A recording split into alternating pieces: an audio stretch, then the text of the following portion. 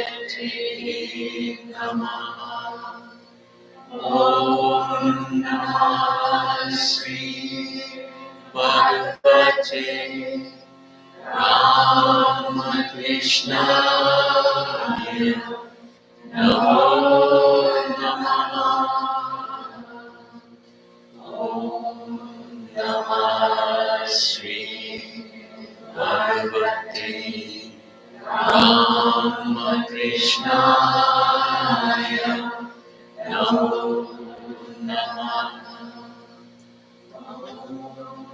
Namaste Bhagavate Ramakrishna Namo Namah.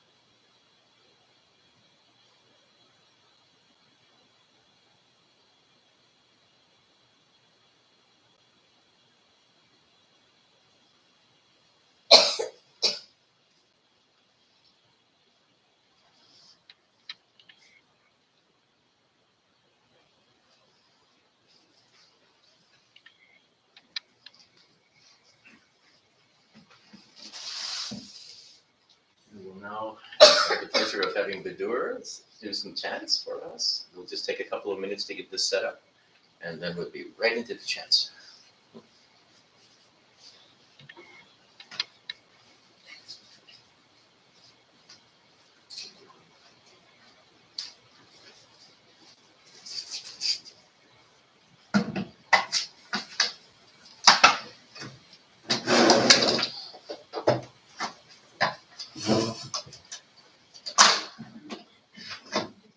With a lot of trepidation, I'm going to try to sing Monu Chalu Nijo Niketami. Trepidation because momentous song. Young Narendranath, all of 18 years old, in November of 1880. On his first visit, after a lot of persuasion from his friends and relatives, he has come to visit Sri Ramakrishna, and he is kind of disheveled, doesn't pay attention. He's very good looking, very handsome young man, but he doesn't pay attention. No body consciousness, rather. So he has come, and Sri Ramakrishna immediately recognizes this is no ordinary person. So he asked him to sing, and that is when this song, which was in those days a Brahmo Sangeet, or it's still a Brahmo Sangeet, popular, and this is what he sang. So I'm going to try to sing that one. So I got a translation for everyone. What I've done is there's a translation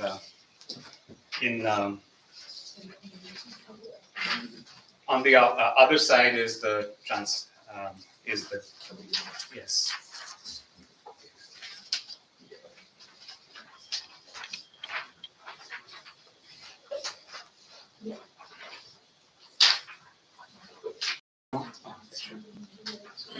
If you have two more, one for me. Oh, sure.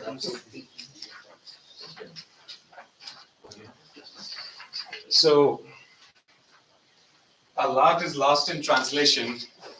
So what I tried to do was I spent days and days tried to see if I could make it a little more poetic so it can go along with the singing. So it's not an authentic translation. I'm not authorized to play around with these words. I'll just rearrange some of it for a more poetical rendition.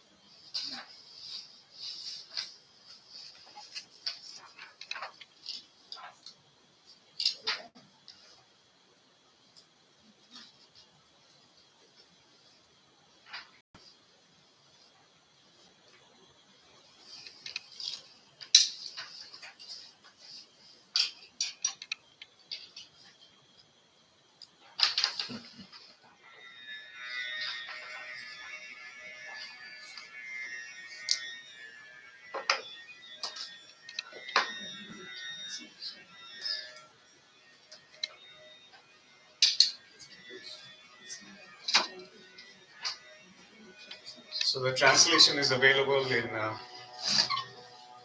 and actually the whole story of how Vivekananda met, the first meeting. This is before the gospel, I believe. So it is like 1881 November, and it's in Sri Ramakrishna and his Divine Play,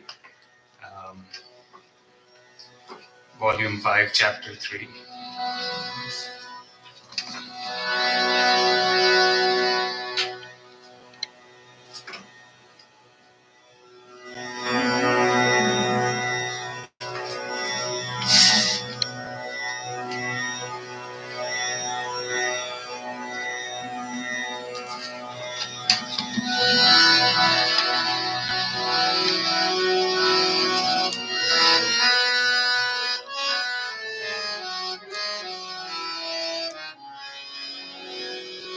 মনো চলো নিজ নিকেতনে।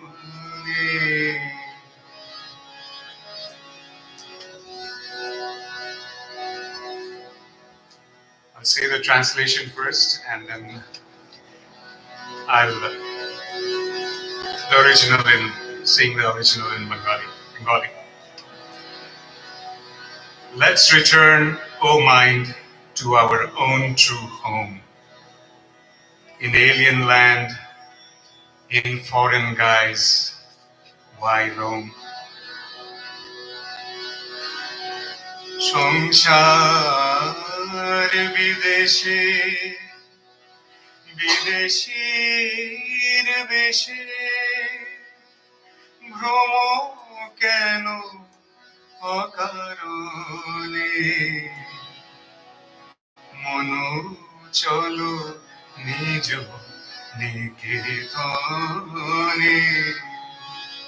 মনো চলো নিজ নিকেতনে।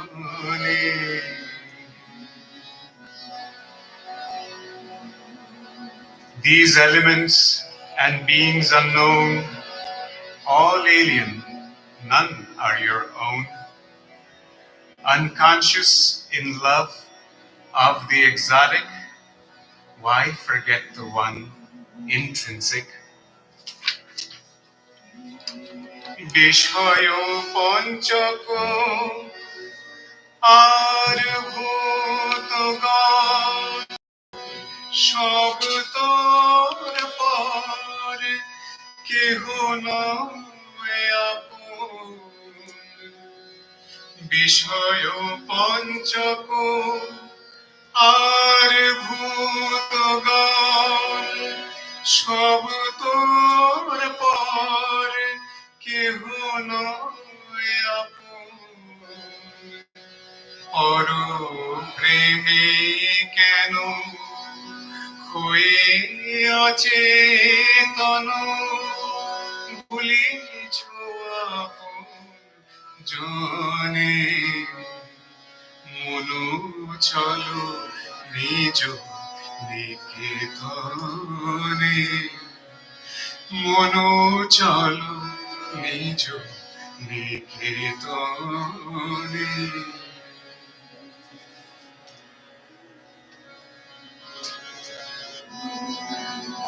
Ascend the path of truth, O mind, guided by love's light. Carefully conceal your virtues as treasures day and night. Robbers, greed and delusion lurk in every corner. Beware, for travelers destitute they render. Carry calmness and self-control as your shield. In this journey, they are the weapons you wield. Let's return, O mind, to our own true home. In alien land, in foreign guise, why roam?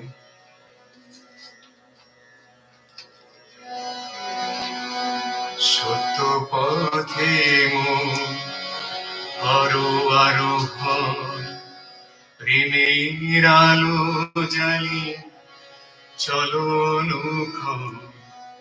সঙ্গেতে সকল রাখো পুণ্য ধন, গোপনে অতি যতনে।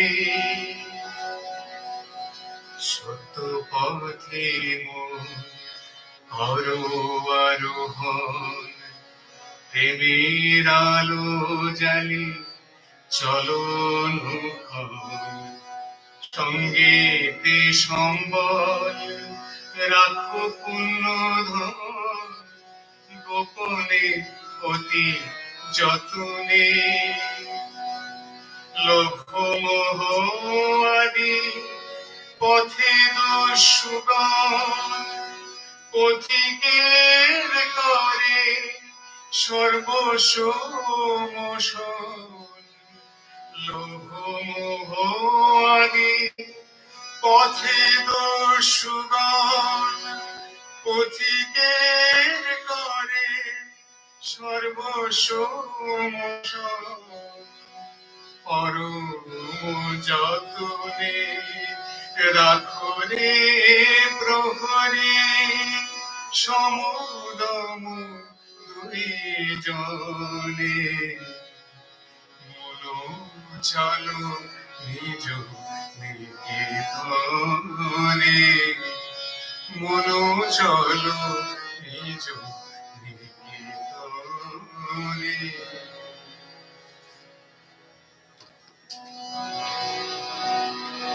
Seek solace and direction in holy company. Their guidance will rejuvenate the weary. If ever dark doubts or fears cloud your way, in frenzied prayer call him as he holds sway. Even death bows to the ruler of this road, so fear not, his power lightens every load. Let's return, O mind, to our own true home. In alien land, in foreign guise, why roam? সাধু সঙ্গ নামে আছে পান্থধাম, শান্ত হলে তথায় করিবে বিশ্রাম। পথ ভ্রান্ত হলে শুধাইবে পথ, সে পান্থ নিবাসী জনে। সাধু সঙ্গ নামে আছে পান্থধাম, শ্রান্ত হলে তথায় করিবে বিশ্রাম। পথ ভ্রান্ত হলে শুধাইবে পথ, সে পান্থ নিবাসী জনে। যদি দেখো পথে ভয়েরই আকার, প্রাণপণে দিও দোহাই রাজার। যদি দেখো পথে ভয়েরই আকার, প্রাণপণে দিও দোহাই রাজার। সে পথে রাজার প্রবল প্রতাপ, সমন ডরে তার শাসনে। মনো চলো নিজ নিকেতনে, মনো চলো নিজ নিকেতনে। সংসার বিদেশে বিদেশীর বেশে, ভ্রম কেন অকারণে। মনো চলো নিজ নিকেতনে।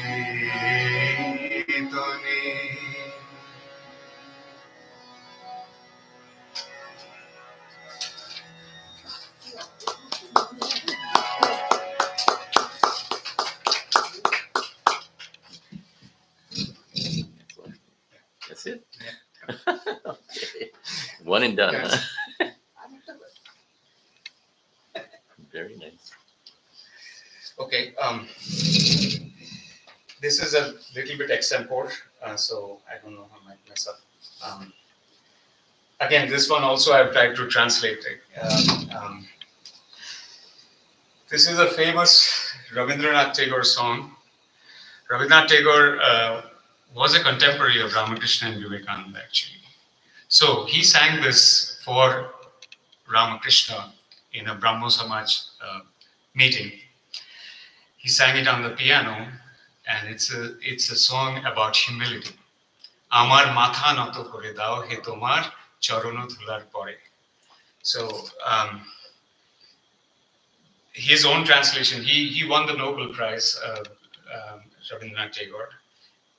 Unfortunately, he did not translate this in English, so people like me are messing around with this.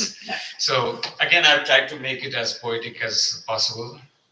So the lyrics go like this. Unto the dust of thy feet, make me bow down. In tears, may all my arrogance drown. The quest to glorify myself always ends in belittling myself. Around my name so senseless, I keep revolving in circles endless. In my work, self-promotion may I shun. Through me may all thine be done. I seek thy peace everlasting, thy supreme image with me resting. In my heart's sacred field, stand tall as my shield. Unto the dust of thy feet, make me bow down. In tears may all my arrogance drown. Wow. Can you just turn that down just a little bit because the volume and the recording is like Okay. we're loading them. Sure. That's the feedback we're getting. They love it though. Sure. They love Sure. it. Should be better. Thank you.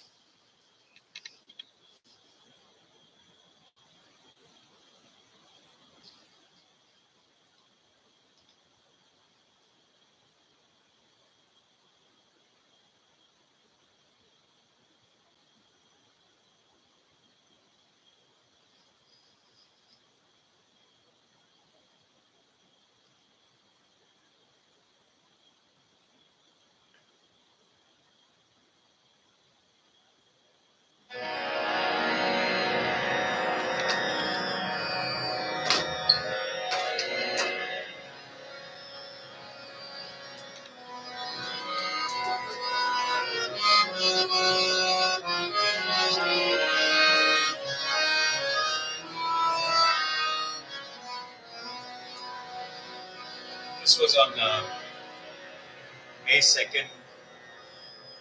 2nd of 1883 that Rabindranath Tagore sang this song for Sri Ramakrishna.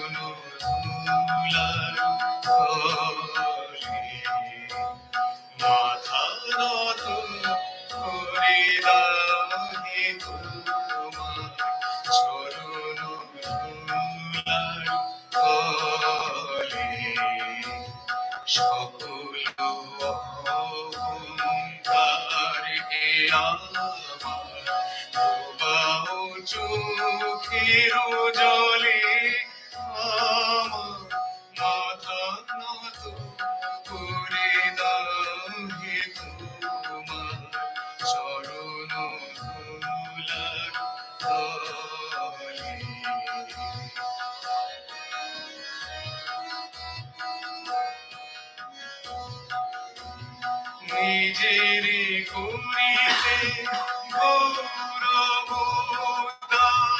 নিজেরে কেবলি করি অপমান, নিজেরে করিতে গৌরবদান, নিজেরে কেবলি করি অপমান, আপনারে শুধু ঘেরিয়া ঘেরিয়া ঘুরে মরি বলে বলে আমার মাথা নত করে দাগে তোমার চরণ ধুলার তলে।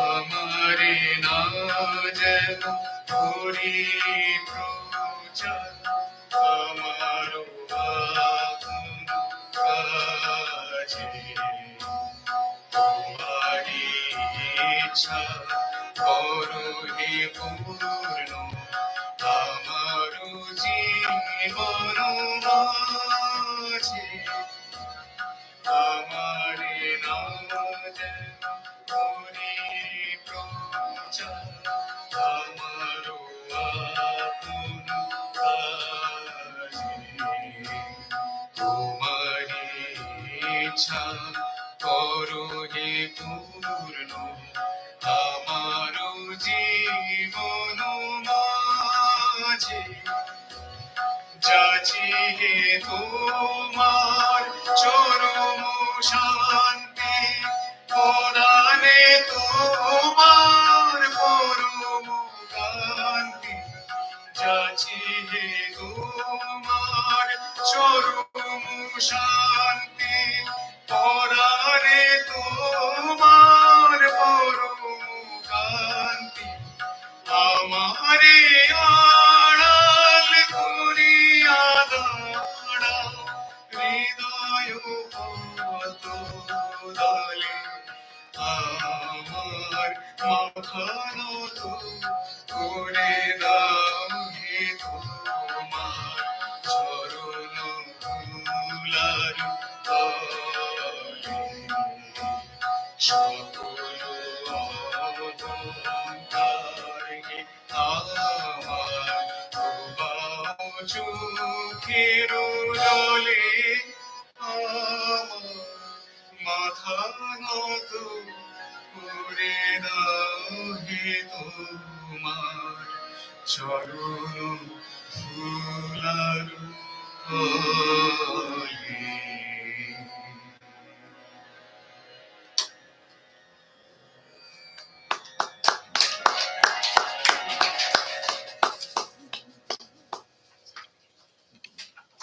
Wonderful. Thank you, Badur. Thank you so much. We're so always happy to hear you.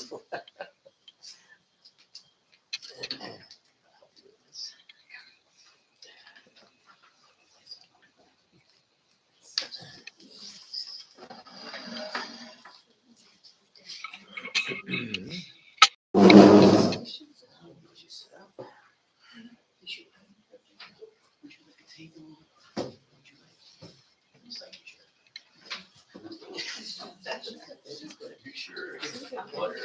Water. Okay. Cold or room temperature. What's fine. Either way.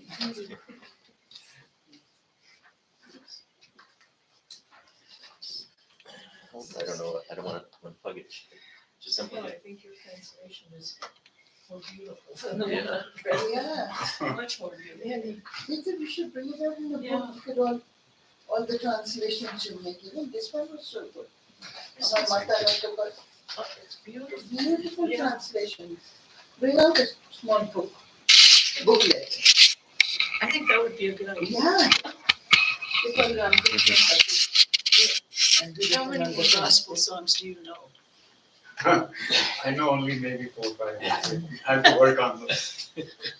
I could listen to them all. I know.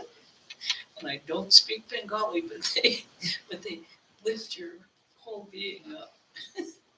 Even if you don't speak Bengali. So, Which would you prefer? This- You should hear the other over here. Let me just have to look quick. okay. I keep wanting to drink water. I know. Especially in the desert. Mhm. It's hot here. But I don't know it. So, what would you like to know? I mean, I thought that second song, your translation of that about humility, was one of the best things I've heard. And I have a whole collection of Rabindranath Tagore at home. I've got all of his complete works and his novels. Wow. I'm a great fan. So, yeah, beautiful. Okay, we are set. You are set. All We right. want to think, should I introduce, everybody knows Krishnaprana ji, but maybe people in the home studio just, we want to welcome revered Krishnaprana ji from Center, a nun of the Ramakrishna Order since 1972, is it, that you told me? So a few years. So one of the senior nuns, and we're so lucky to have her for the whole weekend as a retreat. Today's her Satsanga, so we can do informal. Maybe you can tell something about your life and all your stuff, and then they can ask questions. And then tomorrow she has a talk titled Practical Vedanta, so we're gonna get practical.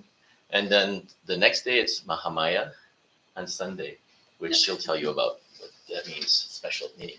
The reason I chose the title of Mahamaya, Swami Prabhupada has had a center here since, I think, the 50s, possibly the 60s. I didn't get here to the Vedanta Society till 68, so, but he already had it in Las Vegas. And it was in a woman's home who was a disciple of his. I don't know her American name, but he gave her the spiritual name of Mahamaya. Now, he had a wonderful sense of humor, and he thought Mahamaya is perfect for Las Vegas. So that was why he named her that. Okay, so as Jeff said, I met Swami Prabhupada in 1968, having had no interest in religion whatsoever. And as soon as I met him, I thought, okay, I was between jobs. I had been a school teacher, grew up in Seattle, the Seattle area, where it's very dismal, damp, and rainy most of the time, rain. And I thought that's the way the world was. I got a job, my first teaching job was in Hawaii. Now you can't have a bigger contrast. So, and I went, oh my goodness, there's sunshine in this world. And beautiful temperatures. You don't have to worry about what to wear every day. You just walk out the door. So, but I was not temperamentally suited to island life. I felt I loved it. And I thought I could get extremely lazy here. I could do my job and be at the beach every day and be perfectly happy. But I don't think that's what life is about. I didn't know what it was about, but it wasn't that. So I came back to the mainland and went back up to Bellingham, where I had graduated from college. And a group of friends said, we're going to Santa Barbara. Do you want to drive down the coast with us? And I said, sure. Didn't have anything better to do. We'll go see California. Hadn't seen, well, I'd lived in Stockton, which is not a view of California. Lived in Stockton for a year. My dad was in the Navy.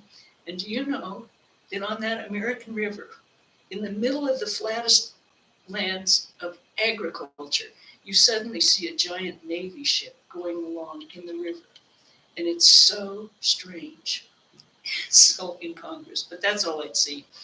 So we arrived in Santa Barbara, and my friends knew a woman who had lived in the convent when she was a teenager. She lived right down the street from the Vedanta Temple in Santa Barbara. And we stopped at her house. We were going to stay there, I think. It was the hippie days, when everyone just kind of crashed in everyone's house and everyone was fine. And we got to her house, and she said, oh, my teacher's here. Do you want to go up and meet him? He's only here every other week. And the other people said, yes, we're anxious to meet him. And I went, sure. Sure. And we went up, and I just absolutely, he had something about him, Swami Prabhupada, that I'd never seen in anyone before. And I thought, well, this might be worth looking into. And as I say, since I'd finished my job in Hawaii, I pretty much had every opportunity to go anywhere I wanted. So I just started applying for jobs. It wasn't hard in those days. And got one close to Santa Barbara. in a town called Buellton, which was a 40-minute drive every morning, but it was the most gorgeous drive in the world. Up over the pass, the whole San Ynez Valley opens up, and I thought I was in heaven. All I did, though, was go up to the temple every weekend because I liked it. I can't say I was totally interested in religion yet. The only thing that appealed to me was, I asked Swami, well, what was it? What? No, he did not say one word about religion the first day we met him. Not one word. We were in the living room. He was reading the paper. He just asked us how we were, what we were doing, what we thought of the Vietnam War. Were you doing this? Were you doing that? But nothing about religion. Just made you feel like he'd been waiting for you, and you were the most cherished guest that had walked into the house. In fact, you were family, and he could just be himself. And I thought, this is wonderful. So I started volunteering every weekend up at the temple, at the convent, and got to be friends with all of the nuns. There were, I think, 6 of them there at that time. And 3 of them at that time were amongst the first 5 nuns in the Ramakrishna Order in the world. So they had been with Swami P since the 40s and earlier. Had gone to India, taken their vows, gone to India. So we were very fortunate. And I only came to the lectures that he gave. I did not come to any of the other swamis who were giving lectures in Southern California at that time, which was really, as you say, in the Rabindranath Tagore song, very arrogant of me. It was. I thought, I only want to hear him. I don't want to hear him. And we had Swami Vandanananda there. We had Swami, we had really good assistant swamis, and we had Swami Ritajananda visiting, and all these wonderful swamis. And I only want to hear him. So, but eventually I decided that maybe I should try the convent, because I think we've all read that, I think it was Ramakrishna said, test your guru, live with him if you can, see him all day and there, day, 24 hours a day, make sure that he's a real. So I told him, I said, I think I should do that. I think I should live here while you're here. And he looked at me and he said, yes. And I said, but I can't guarantee I'm going to stay after you're gone. And he went, okay. And I said, you are pretty old now. He agreed. And I think back on that and I think, what in the name of Christopher was I doing? I mean, what was I doing? Well, I did it anyway, joined the convent. And once again, that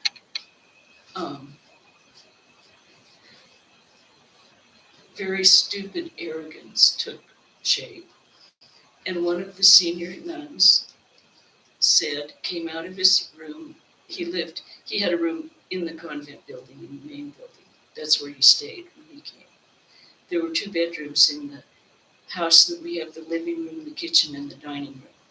And one was a guest room for visiting swamis, and one was his room. And then, so she came in after serving him dinner, and she irritated. She said, I'm just not going to do that anymore. He keeps saying, don't innovate. And all I'm trying to do is make his dinner taste good. And I'm just, I don't know whether I'm going to do this anymore. And I said, well, I'll do it. The the things we do to it, the things we get ourselves into. And she said, all right. And I went, oh, okay. So from then on, that was like I'd only been in the convent probably 2 months. And so I became one of his cooks and generally cooked for him and stayed out of Vespers because I had to serve him dinner during Vespers and sit with him. It was such an austerity. You can imagine sitting with your guru, just sitting and taking care of him. Terrible austerity. You can't go to Vespers. Okay. But given the advantage, I mean, I realize now what kind of grace I had, what kind of advantage, what kind of association I was given. And it was all intensified because he wasn't alive that much longer, in the body that much longer. It was only 4 years. So, but I was very, very blessed. So then there were 12 of us at that time, shortly after. By 77, there were 12 nuns in Santa Barbara. Yeah, wow, that's right. And we were doing lots of things. Now we're 4 nuns, and we have twice as much public work as we had then, or 4 times as much. But it's all going, and Vedanta kind of life and Vedanta go along in waves. It's not always the same. We're not always doing the same thing. We have to start things we never thought we'd be doing, like giving these talks. Swami Swahananda, when he came along, he said, the women should give talks. And we all went, no. The audience is not ready for it. Well, yes, they are. Your devotees are asking. So we dutifully gave classes for about 8 months. And our devotees were very enthusiastic for one class. And then they decided, well, what they really wanted to hear was Vedanta from Indian swamis. And they quit coming, which was fine with us, because then we went back to doing what we'd always done. But as times changed, he kept saying, no, you have to give classes. You have to learn how to talk, to tell Vedanta, tell people about Vedanta. And the day we decided that we would give 1 lecture a month in Santa Barbara, and we would alternate. So that was about 1 lecture every 5 months, 4 or 5 months for each one of us. And we went up to tell him in the monastery. By that time, the monks were staying in the house that we call the monastery. And we went up and we said, okay, Swami, we're going to start giving talks. And what we expected, because life is based on expectations, right? We expected him to go, ah, like he always did, ah. And do you know what he did? He went, And we looked at him and we said, too little, too late. And he went, So, but from then on, a few of us had to dutifully got up and gave our talks. The first lecture I had ever had to give in the temple in Vedanta, in Santa Barbara, I had been on vacation. I was on vacation, and my dear sisters called me and said, Swami Atmarupananda's father is very ill, so he can't come this weekend. So you're giving the talk. Well, knowing my sisters, I thought it's a joke. They know how much I can't talk. I get tongue-tied. And I thought it's just a joke. So I didn't pay any attention. I just continued with my vacation. I got home on Friday, And they said, yeah, you are giving the talk. And I went, giving the talk? What am I talking about? And they gave me a title. And so I went down and I wrote out index cards. One of our dearest devotees sat in the front row. Our devotees are so enthusiastic and so supportive. He sat in the front row and I gave the talk reading the index cards. At the end, he said, I've never seen cards go so fast in my life. And I went, yeah, the talk was, I think, 25 minutes long, and I quit. But I felt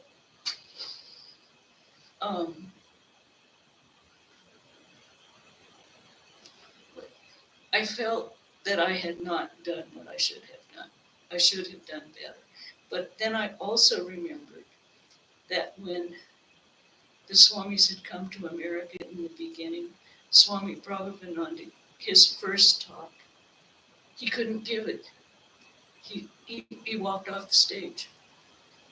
He just couldn't give it. And then I thought, well, these are people that are so good at teaching Vedanta. Swamiji couldn't get up onto the stage in Chicago. He kept saying later, later, later. And his talk was 4 minutes long because he was nervous. But it's only, I realized then that it's only our own egos that get in the way. Because even saying I can't do it is a negative ego. It's creating limitations for us, keeping us focused on ourselves rather than other people. Rather than connecting with the people who were sitting there, it was all about me. And it makes it easier to talk, but I still am not extremely comfortable being the only one talking. So, would any of you like to start joining the conversation? I'm serious. Satsanga questions and answers. I know, Rainey. Yeah, Jason. Justin. Justin. So Krishnaprana, you talked earlier and said that you weren't like really invested in like religion, and so I just wanted to maybe hear a little bit more about like what was the sort of catalyst? Like what was it something you heard that really felt it? It was simply meeting Swami P and being in his presence. That was it. I don't know what happened. I really still don't know what happened. But it was just like, I'm sure you've had the feeling where you have walked out of the cold, you meet someone, and you immediately have a heart connection. And it's like you've known them all of your lives. They've known you all your life. And they know everything about you, and it doesn't matter. And that's what I felt when I met him. I mean, it was like I grew up in kind of an extended family, which was not common in the United States, but we lived with my grandparents. And then when they got older and disabled and my grandmother was bedridden, they lived with us. And my aunts and uncles lived all within 2 or 3 miles. So it was kind of an extended family.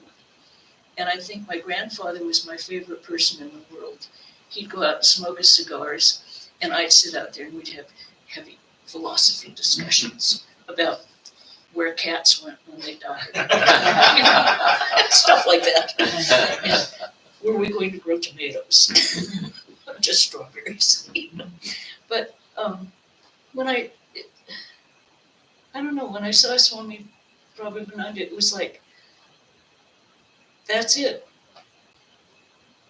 I'm actually more at home here than I am at home. And he didn't even have to say anything. You know, we were semi-hippies. I like to call myself a functioning hippie. I still had a job and I paid my bills. But the rest of it, you know. It was the 60s. So, and I think another thing that had affected me was I was in Hawaii from 65 to 67, through 67, when all of the, I'll call them boys from Vietnam, were coming for R&R in Honolulu. And so we were seeing them come in all the time, and they were cuckoo. They had seen way too much, and they were like shell shocked, and they weren't talking about anything. They couldn't talk about it. It was so horrifying to them. And I didn't really, it wasn't anything that we sat down and talked about, but you could just see how horrifying it was to them. And then you get back to the mainland and everyone's, anti-war, pro-war, racial discrimination, Martin Luther King, everything was in turmoil. And everyone was actively involved in some aspect of rebelling, wanting change. And like Swami Swahananda said when he was asked, why did so many people move in during the 60s and early 70s? And he says, it was sex, rock and roll, and Eastern religions. Typical Islam. Straight out. And he says, and some stuck with Eastern religions. And we looked at him and went, okay. But he had a way of cutting straight to the core. Did most of you meet Swami Swahananda? Or are you here for Swami Sarvadevananda? Who is? And he's so wonderfully soft and loving. He is so soft and so loving. And he is just, Swami Swahananda was, but it was a little more hidden. It was behind a veil. But Swami Sarvadevananda is just right out there for you to feel it and see it. Yeah. So each one is great in their own way. But when you ask Swami Swahananda, it was just Eastern religion, just the Beatles. And it was true. It was true. So how did you get here, Justin? I'm going to start asking you all questions. I'm happy to share. So one of my classmates who's a devotee at the Santa Barbara, he works in Longpole. Who is he? At the Air Force Base. His name is Vivek Manja. I don't know if you know him, but Vivek, okay. yeah, he's named for Swami Vivekananda. Yeah, But we were in grad school together, okay. and he found out that I'm half Bengali, but I didn't grow up, in a traditional, Indian household or learning about Hinduism or like that. So he told me that I needed to learn about my history and my culture and all of that. And so the day that I graduated, he gifted me a copy of the Bhagavad Gita, the Ramayana, and all of that. And he's like, you need to start reading these and learning them. And he never told me, well, you don't read them, you're supposed to be sung, They make more sense that way. And so he's the one who kind of pushed me to find the Vedanta Center here and to start coming. That's nice. Yeah. So I've been to the old time, I've been to Santa Barbara. I used to live in Pismo Beach. Did you? I used to work and did graduate school at Cal Poly. Really? San Luis. Did I meet you in Santa Barbara? No, we never. Really? I've never been to the center there. Yeah. Well, you'll have to come back. We have one of the most beautiful centers in the world. Yes, I've got yes. pictures. Seriously, Oh, seriously. Swami Just to say, names escape me periodically. Senior moments. Give me a few minutes and it'll come back to me. He was the only other, the one that was Swami Swahananda's brother disciple of Vijnanananda, who was the president. No, what was his name? I hope you can't remember. Anyway, he came to visit when he was general secretary, and he and Swami Swahananda were like contemporaries, but he was like a half a year senior to Swami Swahananda. And he came and he was sitting outside and he said, I think this is our most beautiful campus. And we went, no, there's gorgeous ones in India. And he said, no, we have beautiful campuses near the mountains and we have beautiful campuses near the sea. But here you have the mountains and the sea. Exactly. And it's true. I mean, we sit in our dining room and you look to the north and it's solid mountains. They're not tall, but they're mountains. And you have a view of the ocean the whole time. It's not foggy. So I understood why Amashtananda. See, it came. It just takes a while. Right. And so, Rini, I know. How did you get to Vedanta? You did. From home in India? No, actually, not Vedanta, but when I grew up in Benares. Oh, okay. So, their Ramakrishna mission was our place to go. Did you know? Or even like Durga Puja, Kali Puja, any puja will happen, we will just go to. I attended Kali Puja in Benares. Yeah, so they will have all those pujas, so Yeah. we used to go there. And my father never got initiated or anything, but that's what we always did, study. Every Sunday we would read from Gospels, and then we would do some asana, songs and all those things. And that's how I grew up. Never thought of getting initiated or anything, but always had That was Thakur in my home. Yeah.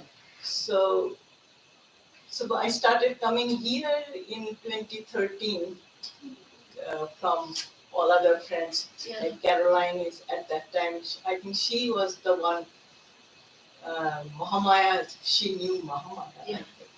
I I still heard laugh that every name. time I think. I heard that name, but I have never seen Mahamaya. But I I know never did either. Caroline. Yeah, I know Caroline. She was very good devotee and all. Nikki has, You knew Mahamaya? yes. That's how she came. And Okay. then Sudha also. Did you laugh when Swami gave her that name? She had already received the name Yeah. at the time that I met her. But when you speak of Swami, it reminds me of her when she would speak. Yeah. Because, and his books that he translated. And that's what we read often. Which Just one? Swami P's many books that he read. Gita, Yeah, How to Know God. yes, there was, I think his best one is The Eternal Companion. Exactly. I so, really do. so that sounds very, very familiar. And he initiated also Kali. The fierce mothers. Yeah. And sometimes she was a bit milder than Mahamaya. If I really wanted something and, I would go around, I would talk to Kali first before, I approached Mahamaya about something.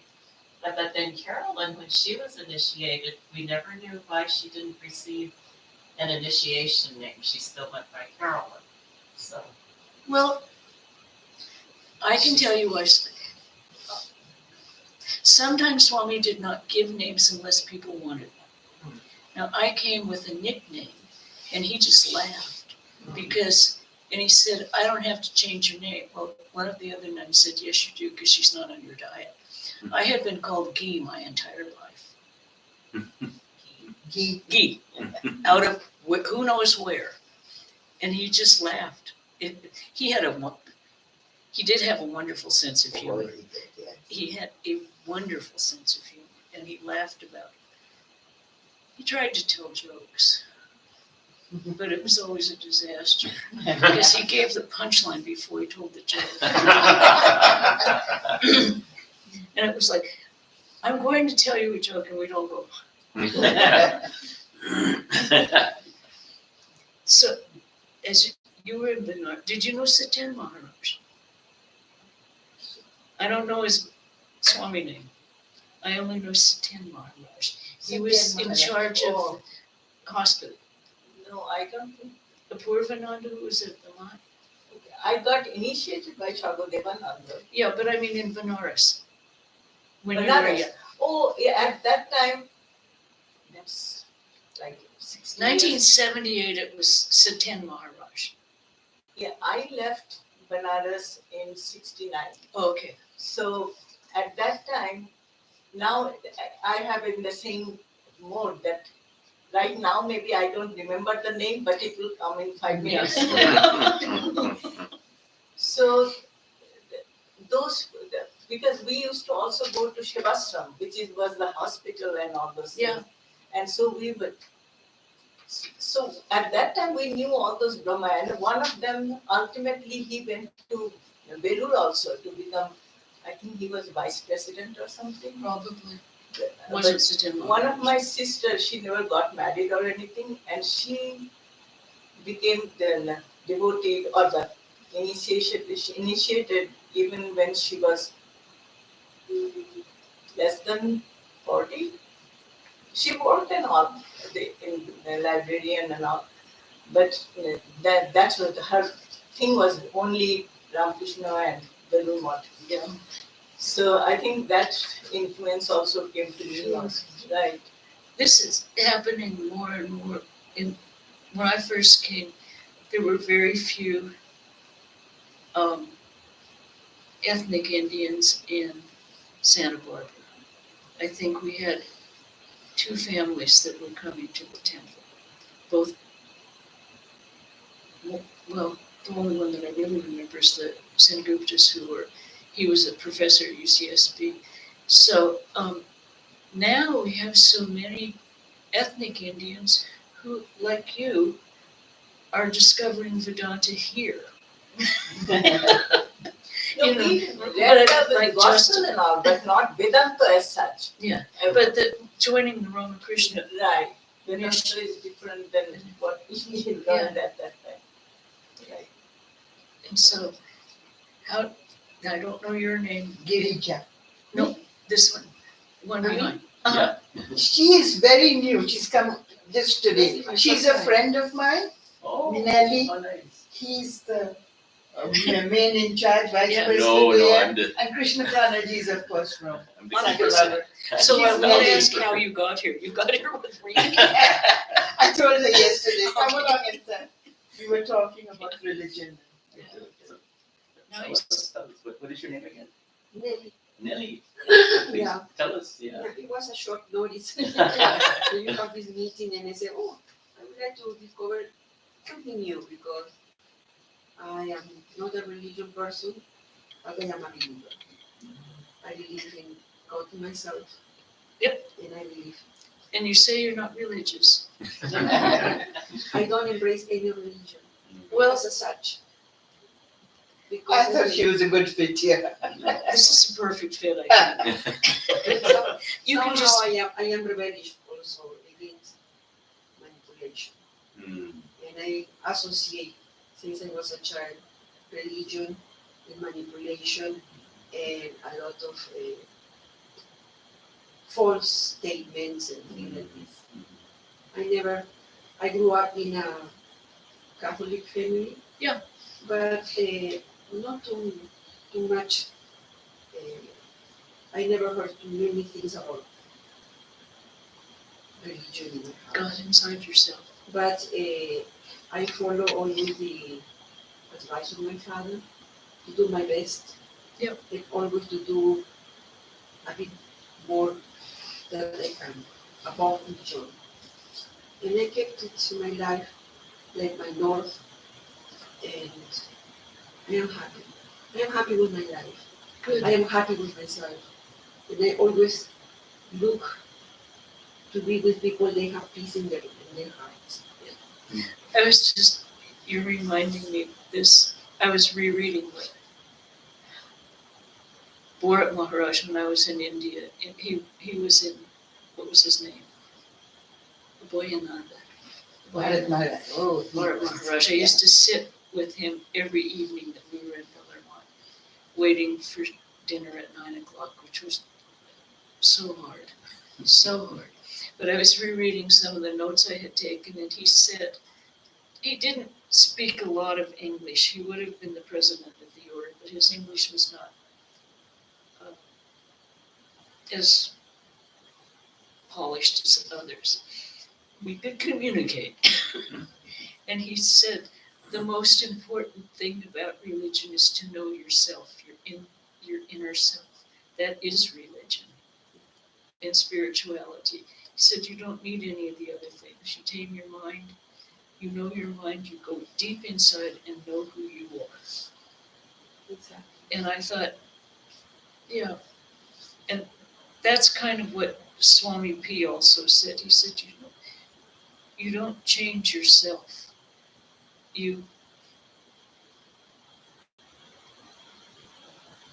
don't want to use the word control. I can't remember what You he said. discover yourself every day. Yeah, It is but something like you learn to control the mind so it doesn't go in places that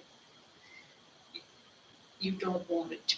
It doesn't, you control your thoughts and the directions your thoughts are taking. that's really difficult to control your thoughts. Yes, it is, but it's also, well, on the talk on practical Vedanta. There's a new book out, which I'm very enthused about. It's called Being Spiritual, Staying Practical. And this Swami who did it, Sarvagatananda, it's his little snippets from what he said. And he said that when you have unwanted thoughts come, you just talk to your mind and say, I don't want to entertain you right now. We can come back if it's necessary, but I don't want to entertain this thought. And actually address it. Because so many times we look at we sit down, and when you start to meditate, often you sit down and you get quiet, and your head is going, and you think, how did I get to there? But if you stop it right when it starts, when you are conscious of the thought, and look at it and say, is this what I want? Is this taking me where I want to go? Is it helping me become the person that I know I am and want to be, want to present, want to live in? So, I mean, they're kind of, it sounds so simple, and it isn't. But I find that if you do start doing it, start noticing what your thoughts are before you've wandered off into Kalamazoo, that it's easier to draw them back. And like you say, you know what you are inside. And pretty soon that inside is outside. And how did you get here? Well, I was introduced in 1972 in Atlanta. Okay. Swami Bhashyanand Oh, ji was there at my friend's home, Deepak Shah. And he really lived there, and in their basement, he started the Vedanta Center. Yeah. And then it continued for almost 72 to 82. Yeah. And then Swami Yogeshanand, Yes. he came, and then all the devotees, mostly Bengali people, they collected funds, and now they have a beautiful center. But I moved here in Yeah. 2006. I see. And then I was also introduced to Swami Nishrashanand, who Swami Sarvapriyanand mentioned in his discourse last week, that he never met Swami Nishreshanand. I did. He was from South Africa. I met Swami him. Sarvapriyananda. No, I met Nishri Ashanand. Yes, but he didn't know. Yeah. Not Swami Sar. But he said that I saw his books and there were only 2-3 copies. And he said I bought it and it was only $1. So he also, Swami Nishreshanand also gave the discourse in my home. So, so like I'm not into Ramakrishna mission as such, but I'm into Vedanta. And in 75, I met Swami Chinmayananda. Yes. And I had a classical music training officially for 9 years. And I sang for him. And he was such a great orator that since 75, I really consider myself a devotee of Swami Chinmayananda. Okay. So now I actually am associated with the Chinmaya Mission San Jose. I take Sanskrit classes for 3.5 years, and then they have Upanishad discourses Tuesday, Thursday, and then Ramayana on Wednesday. And then we also have the Vanaprastha Swaranjali. So I learned bhajans. So like in 1 quarter, we learned 17 bhajans. And Good. yesterday, this Wednesday, we had the exam. Yeah. So really, it motivates me to sing. It also motivates me to read different scriptures like, Upanishads and Gita and Brahma Sutra and all. But I go to even SRA, Self-Realization Center, because my family are really devotee of Swami Yogananda. Okay. Yes. So I cannot say that I belong to this, but I just like to have a spiritual company. So whenever he calls me, I come here. But mainly, I'm with the Chinmaya Mission. Okay. But Yeah. do you have one here in Las Vegas? Chinmaya Mission. No, I No, don't. That's why I'm That's- associated with Yeah, San because you Jose want to Chinmaya Mission. Yes. Yes. like-minded people, be with people But then I'm a seeking the same thing. librarian by profession, so I like to read also. Like I have 4 books on Ma, and of course all kinds of, Yeah. and that's what my hobby, music and spirituality. Okay. But I was very fortunate to meet Swami Bhashanand. Yes. I did not meet him. Oh, Um, he was the direct disciple of Ma, Shardama. So was Prabhavananda. So was Prabhavananda. Shardama, not Ramakrishna. I'm talking of the Prabhavananda, he was also the direct disciple. Yeah, Shardama. he's Prabhupada is a disciple of Ramananda. Brahman? Oh, okay. Ramananda. Swami Sheshananda was Holy Mother. Oh, okay.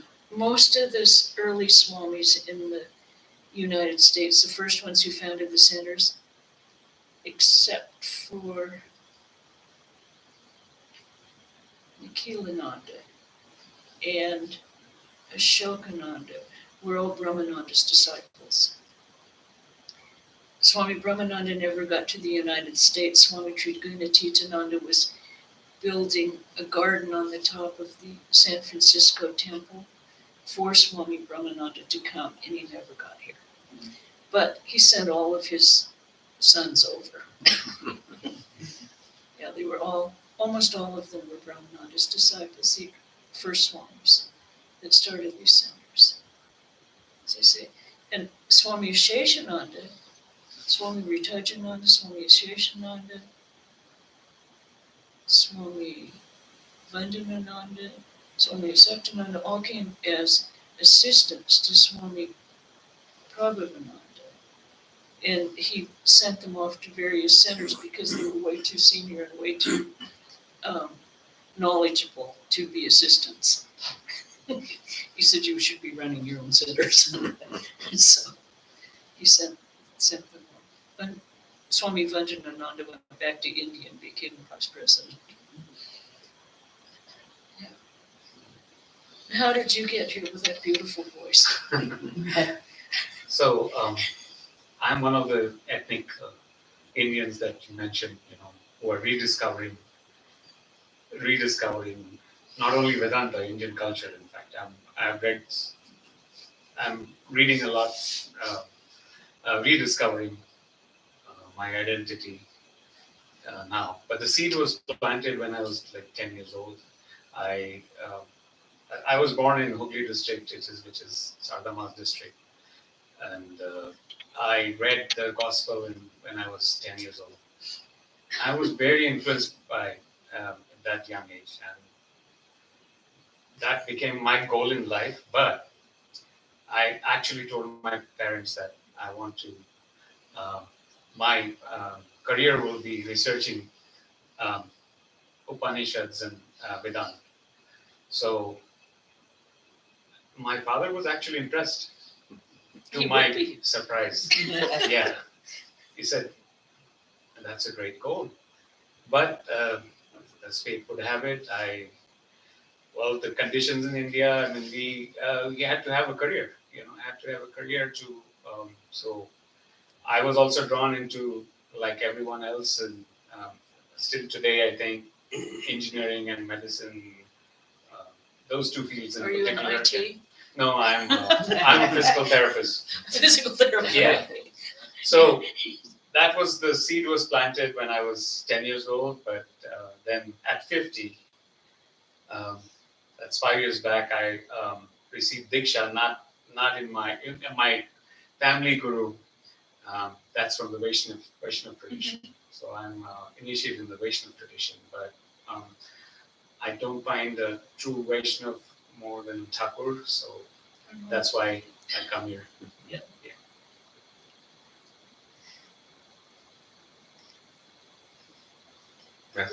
Yes. Your turn now. How did you get here? Actually, I came to Vegas 7 years back. Then I was not into much temple at the time, but slowly I got involved in the Hindu temple. But later I came to know that there was a small center. I started coming here. So on and off, I've been reading a lot about Thakur and Vivekananda. Particularly Vivekananda, I was on this fan because of my too much indulgence with the Indian freedom movement and all these stories I've been hearing. And I found several connections where youth of India were very much inspired by Swamiji. And obviously, Thakur was primary. So, and incidentally, Sarvadevanandaji Maharaj came here, I think 2022, yeah. And then after Vivekanandaji Maharaj said that if you want to get initiation, I never thought about it, so is that okay? Fine. So I think I was the first person to get initiation here. So it just happened. I mean, nothing is planned. Like the rest of the things in my life, nothing is planned. So, yeah. Somehow it kind of sneaks up on some people. And incidentally, I'm moving out of Vegas in a couple of weeks. Where are you going? I'm going to Richmond, Virginia. Oh, My job is to, so. But do we this have a is the center? largest field. Do we have a center near then? Near there? Yeah, there is a Washington Center, I think. Yeah. Oh, yeah. Have you met Swami Gyanananda? Stuart Maharaj. Stuart Maharaj, yeah. I'm planning to visit him first. Yeah. We're looking forward to him this next Saturday. Oh, he's coming. See, now I'm missing out on all that. He's going to, yes, have the traditional talk at 5, followed by orgy and a potluck. This is what we do in Santa Barbara when they don't talk on Sundays. We have an evening talk followed by orgy and a potluck. And Swami Swahananda one time he did. Swami Asheshananda had potlucks every Sunday. Okay, and everyone was invited to lunch. They had potlucks. He loved that, and so we thought, well, that's a good idea because if we're spending all of our time in the kitchen cooking, we can't hear the talks in Santa Barbara. So potluck. So Swami Swahananda was there with one of our visiting swamis. Must have been Atmastananda or someone senior too. And he said, well, they're going to have a potluck. I don't know whose luck it is, and I don't know what they're going to feed you. And we all kind of went, they brought the food. So, Swami Swananda loved food. oh, For his 90th birthday, I think we treated him, all of us. We cooked, and it was this table at Hollywood Temple, and we filled up with everything. And he sat with us and he went on, I think for an hour or so, we were eating and eating and eating. Then in the end, he pulls out his chair and he says, this little control, this out of control. He was not in good shape at the end, and he was not supposed to have certain foods. And he had one sevak who was an American fellow who was not a devotee until he was hired actually to work first, to take Harinandan's place and take care of Swami Swahananda and Narayan. Narayan. Yeah. No. So he said, all of a sudden I gained 30 pounds because I was trying to eat the candy before he could. And I ate all these desserts just so he wouldn't eat them. Because you couldn't say no to it. But if you ate them yourself, you couldn't have them. It was a game. The whole thing was a game. So it's nice to get to know all of you. Because this isn't my first trip to Las Vegas, but the first trip to the center. I came once on a buying trip for our bookstore. And we were here for 3 days. Devotee who we were doing the buying for the bookstore. And so we stayed in one of the hotels on the Strip because I had never seen Las Vegas. And I thought, this is absolutely fantastic. You can see the whole world just walking down the street. I mean, Paris, sure, the Eiffel Tower, gondolas in Venice, perfect. I mean, it really brought it home to me exactly how unreal everything is. I think you're lucky. The first time, though, I have seen real people who live here. That was the only time. You know. So, what's next? Would you guys like to ask some questions? You can ask anything you want. Yeah. Any topics you want? Now's your chance. Since I'm new here, I wanted to know, when Mahamaya and all, where did you all meet? You didn't? Vicky. In her home. I came here in December 2012. In her home, and where was it? I think they met somewhere else, right? Oh yeah, it was at someone's home. Yeah. It was at Maya's home. Yeah. Yeah, right. off of Charleston, which Yes. I don't think that helps you any. No, it doesn't help me at all. I think that Vidyananda knew Mahamaya. Yes, I'm he sure he would did. come, Yeah. on occasion Yeah. and show up at the classes. Yes. So Same when time. did you move here? I mean, when they started meeting here? I came in 2012. 2012, I think that's when the No, I started coming in December 2012. So was that the first year? I believe so. I can't remember numbers It was the very well. 10-year That's the anniversary when I thing. moved in, Yeah. so, Oh, really? yeah. Yeah. So it's this only is 12 a years now. continuation of, Mahamaya, Mahamaya. But Mahamaya Mahamaya died. didn't come here. No. No, she died. When Yes. Mahamaya died, her services were held here. oh, They had just opened this. Right. Swami had just come and I don't know what the correct word would be, but the first class that was given here. And before we really did anything else, she passed.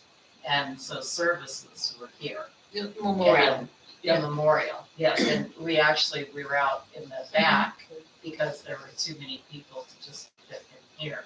So there were people here and there and out in the backyard. And so, yeah, that's how it happened. It had been It's at her it's home and then. Interesting it was how here. that happens. Interesting how one thing flows into the next. Yeah. No questions. Questions on any topic, any subject, anything that you're interested in? I may answer, I may not. Exactly. Okay, a very simple question. Hmm? Are there really any coincidences in the universe? Are there really any coincidences? Coincidences in the universe? I don't know. I seriously don't know. I mean, do you want what I really believe? I don't know whether there are coincidences or not. I personally don't think there are. There are. I don't Don't think think there are. I don't think things are coincidental. Because, I mean, I have read several places, and a bit of my experience is that if I'm contemplating on something for a number of days or very hard, something I am seeing in my environment changing, which is directly towards some answer which I was thinking. And it may be very abstract, like very unlikelihood of that incident occurring at that time, which I was thinking about or contemplating or expecting. And often I have been observing this thing happening sometimes. I personally don't Don't. call them coincidences. Okay. If things like, if I have been thinking about something for a long time Mhm. and going, is it gonna go this way or is it gonna go that way? Or what should I do to make it go this way, or should I do anything to make it go? Mm. Is there a way I think it should be? Mm. And then something happens and it all just falls into place. That's the exactly thing. I call that the grace of God. Yes. Yes. I don't call it a coincidence. Because this recent movement that is out of the blue, I never expected. Yeah, I'm thinking I was initially thinking my daughter's education is hampered, this, that, my career is hampered. Now I'm thinking everything is actually falling into places the way I was thinking should be happening for a long time, but I couldn't see it. Now I'm Yeah. able to see it. So Well, I personally have grown to say that's the grace of God, because we have been, as we had the discussion every day at our, when Swami Pravitrananda, who had the New York Center on the west side, the one Swami Vivekananda started actually. He would come every summer to stay with Swami Prabhupada, and at almost every lunch, which is our main prasad meal, they would have the discussion of self-effort and grace of God. And the discussion always ended with, it's both. Like Thakur says, you have to set the sail. That's the self-effort. You have to do your spiritual practices. You have to keep going, no matter what's happening.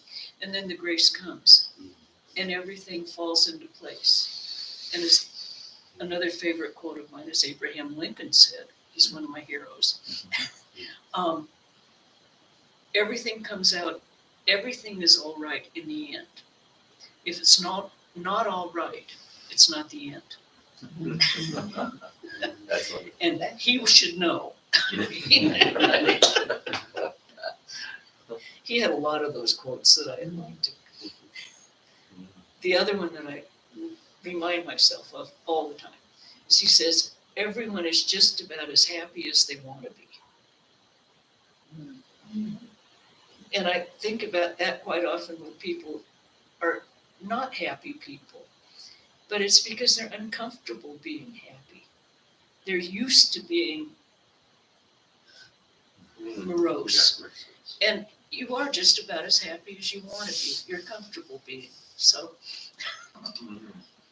yeah, I collect quotes from all different sources.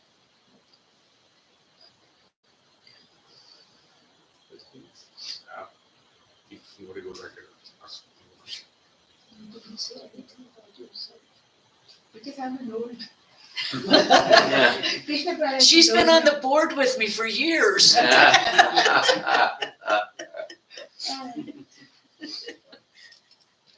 But does everyone else know? No, that's what I'm interested in knowing, because I only met her second time. So I think you should tell your story. Yeah. Well, I was born and brought up in Ramakrishna Mission, all my uncles and aunts. They were all. So we used to go and sit with Bharat Maharaj. Yeah. And then at that time, the 10th president, Prabhu Maharaj, Vireshwarananda, he used to be the president, and in Belur it was so different then. Oh, We would all sit around and talk and have so much fun with him. So one day, two of my friends, they were devotees and they were retiring. They hadn't married. Rekhati and Bharatidi, they hadn't married. So, and they were retiring. So they said, Maharaj, we're retiring. What are we supposed to do? So he said, you can't find anything to do in Calcutta? So many people starving, look at the children and all that. So he said, so they say, yeah, but to do that, we all need money to bring up the children. He said, oh, so money is your main, and he was this little, Prabhu Maharaj was so fun and so much active, this little thing. And so he puts his hand inside his pocket and he takes out a crumpled up $100 rupees note. And then he presses it on his thing and he says, here, $100, 100 rupees I'm giving you. Now start something with this. You can do so much good. So we all sat there quietly. Then when it's finished, Rekhati and Bharati said, look at this Rinidhi, what's happening? $100 rupees, what can it buy today? What are we supposed to do? But if Gurudev says we have to do it. So then they started this from, because everybody does for the little kids. But once you pass out of school, what do? You're unemployed. So they started this Midnapur thing, Sharadama mission, and they were taking, all the poor but very intelligent students and taking them for higher studies. And they started it. In fact, they came here on my invitation, and their brother was here too. And now it's one of the biggest, in fact, some of my employees are from there. But I mean, it's just flourishing. And that $100 rupee note started it, and he pressed it, and it was crumbled up, and he was doing this. And 100 rupees, he said. and that was money then. Yeah, but still, you can't build up this. But I saw it in front of my own eyes. Yeah. But I got initiated before that. My cousins were all initiated. And all the Swamis used to love me because I was young and, running around. So all my cousins said, why don't you go and run around and the Swamis love you, but you don't take initiation. So I said, I'm very scared to do that because there are rules. So she said, no rules, come, you'll do it. So he gave me the initiation. And Rini was on the board of Southern California for years. And are you still? Yes. You still are. I still see you on Zoom meetings. I had no idea you were in Las Vegas. So I told Swami Sarvadevanandaji, I'm moving out of state, so am I supposed to resign? No. So, yeah, so just keep quiet, you don't have to talk about it. Right. I'm sure you're still a member there.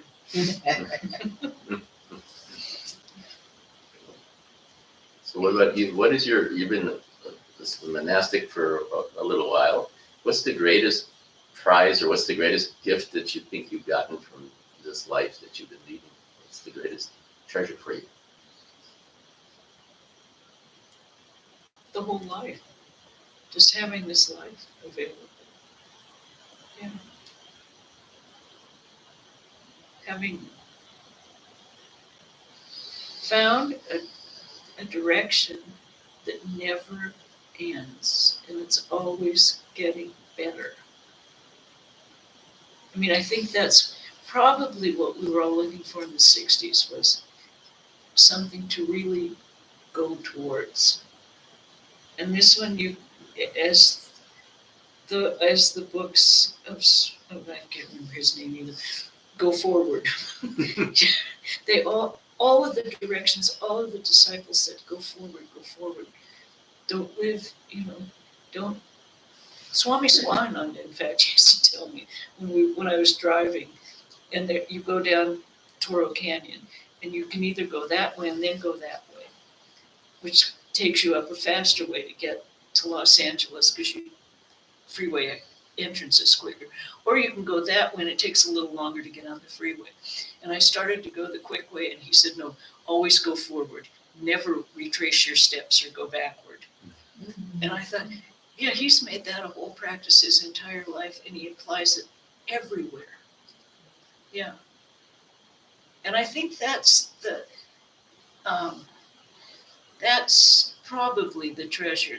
All of the swamis that I have met, they are all very, very erudite scholars, very intelligent. They're very well educated.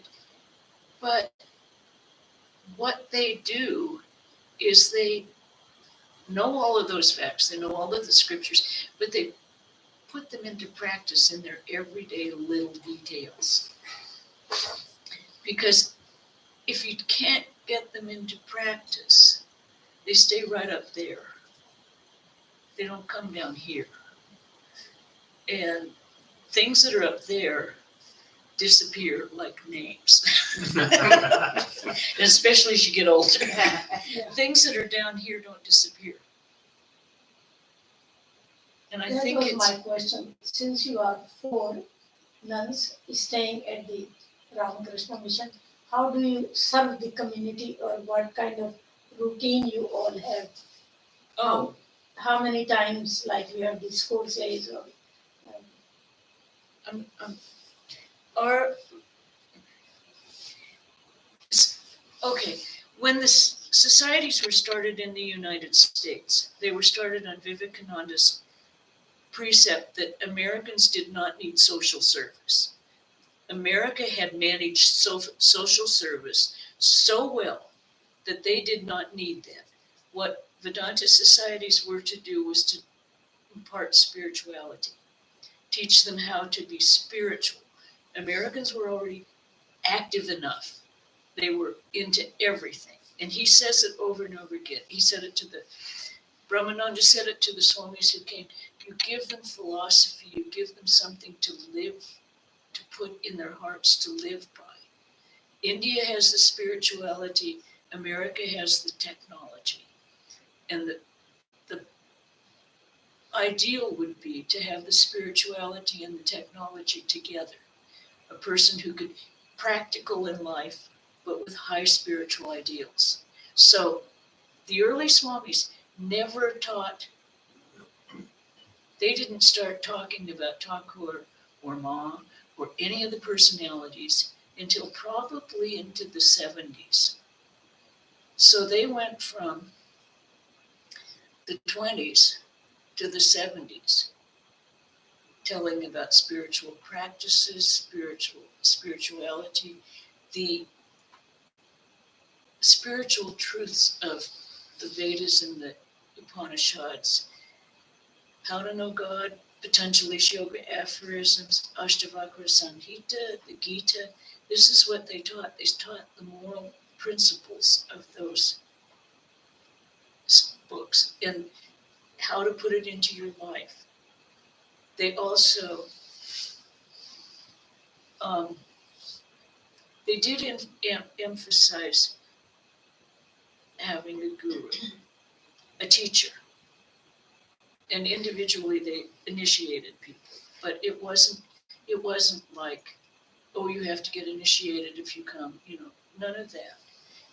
Southern California is probably the one center in the United States that has the most ritual of any center in the whole country. I mean, we do 2 pujas every day, daily puja, 2 different worships every day, 2 aratis every day. We do, we have what we do for the community. We have arati every day. We maintain the temple. We have a multitude of people who come daily. We keep the temple open all day long from 6:30 in the morning till 7 in the evening. People can come in and go out. We don't even know who's there.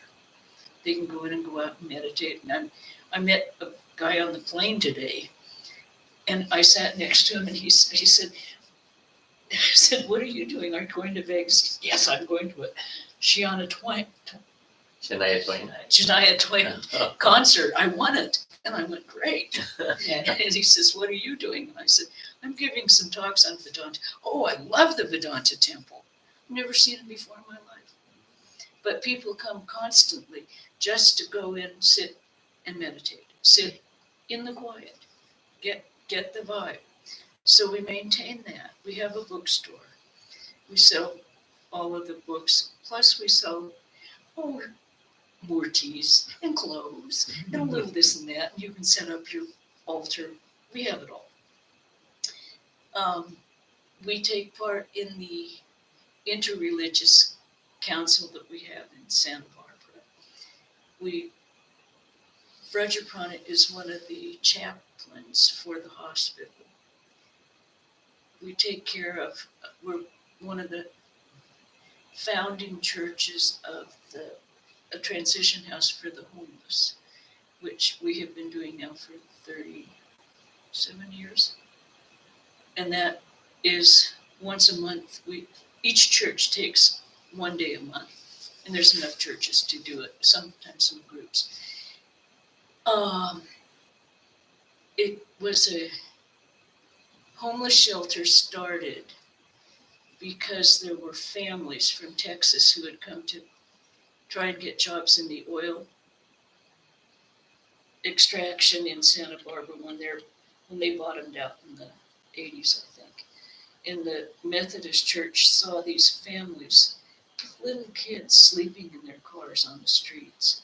So they opened up their parish hall and put cots in it and said, just come in, you sleep in here, and gave them dinner. Well, the city then, it took them 30 days to get their papers organized to say it's illegal to do that. So in 30 days, everyone had to clear out. So then the Episcopal Church opened their parish hall. Took 30 days to get them out of the Episcopal Church. The Presbyterian Church opened their parish hall. 30 days. Back to the Methodist Church. 30 days. That round robin for about probably 8 months. And finally the city gave them a building and said, if you're going to do this, then use this building.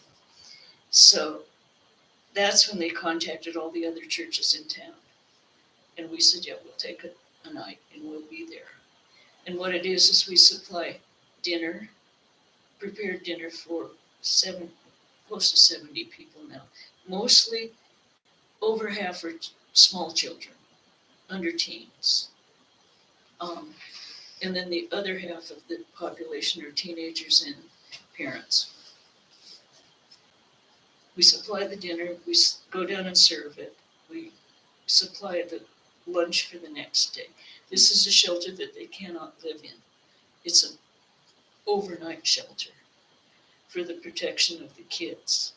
So every night at 4, all of the parents have to go through drug and alcohol screening because they are not allowed in if they have any sign of drugs or alcohol.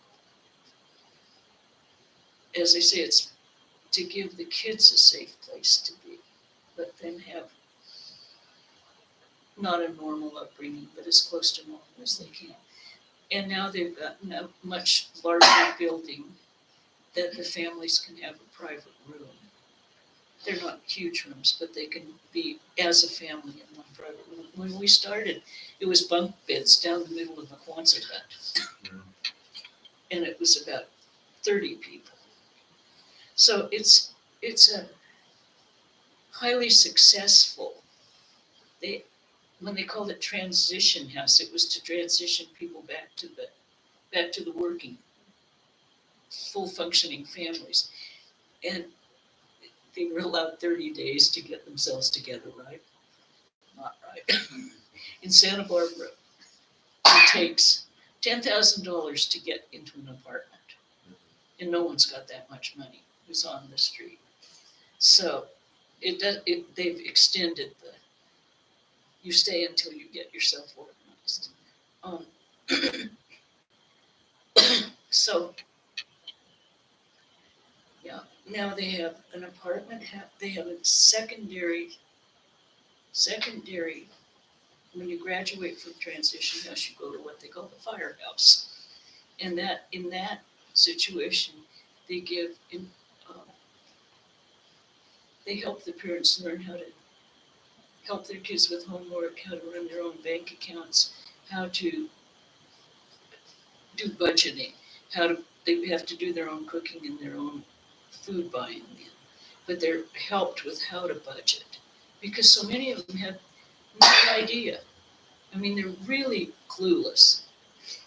And then once they graduate from the firehouse, there's an apartment house that actually one of our devotees supplied.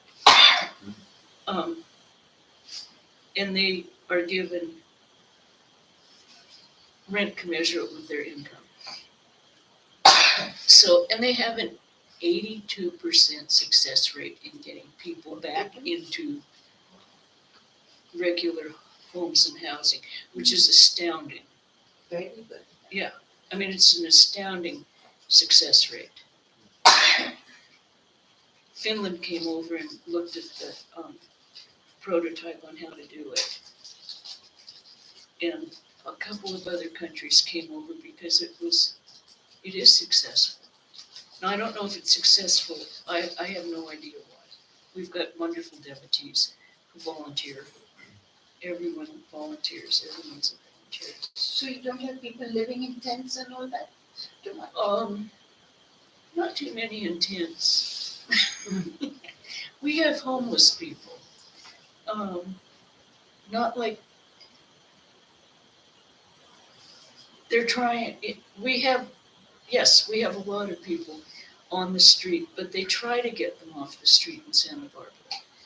And as I said, transition house, a lot of people don't want to be there because they want to drink and do drugs.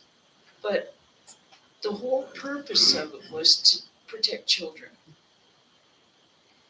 So, and the families that want to protect their children come quite gladly. And oftentimes, it used to be single women with children because that's what the preponderance was.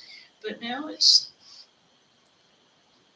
families, husband and wife, or dad taking care of the kids because the mom's in jail or in rehab. I mean, it's really gotten to where just helping children. And that's how we do stuff. We don't have great programs. We've checked with people, and they said, given the number of devotees that we have and given the number of nuns that we have, what we're doing is the most effective way to help the community, piggybacking on an established thing that's going. An established. Santa Barbara is kind of a unique city. We have no middle class. No one can afford to live there. And so we either have, we have this and this. And this is being extremely generous and has a lot of programs that help this, but there's no middle ground. It's so skewed, it's an interesting situation. To say the least. And they still need it. This needs just as much help as those. It's a different kind of help. Yeah. And they have our own more psychological of the bottom one physical. It's how to look inside yourself, how to become less self-absorbed and more other-absorbed. I mean, to see the oneness of everyone, not to make these distinctions. And at Vedanta, we have quite a few of people who are really trying to do that. The pandemic has kind of skewed things, but we had families that wanted their children to have a spiritual experience, and ours was a non-threatening one because it accepted everything. And our Sunday school, kids adored it. They all got down to our little shrine. I don't know.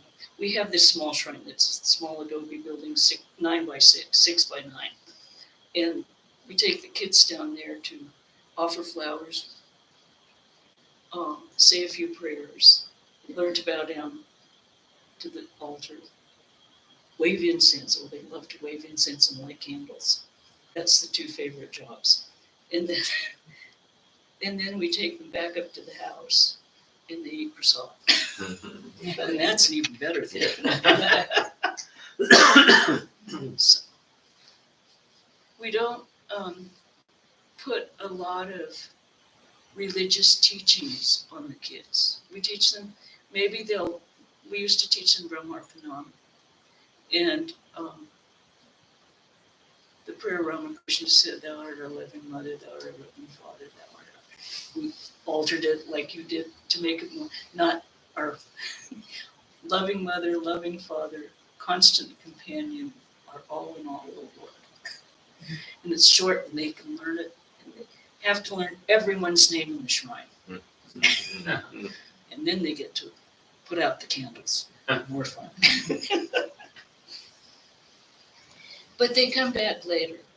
And then we don't have any kids right now, though, because the pandemic really kept them at home. And they haven't quite gotten back. So, but we had very, very wealthy families who were bringing their children there. And they would show up for all the Karma Yoga days to teach their kids how to do selfless service, come out and weed the garden and do kinds of, and it all makes an impression. It's not, it doesn't get into a lot of, you have to believe this or you have to believe that. I mean, we say prayers in our Sunday school. We say, now, who do we have to pray for? Well, we prayed for my grandpa who has Alzheimer's disease. We prayed for my goldfish that died. Whatever they want to pray for, we all pray for it. And I think it's a completely non-threatening situation. And they enjoy it. And that's what Swami Prabhupada said. Just make it a pleasant experience. And then when they get older and they're looking for something, they'll come back to learn the philosophy. Swami Swaminanda was horrified. He said, "That's all you've been doing for 35 years?" And I went, "Yeah, I guess so."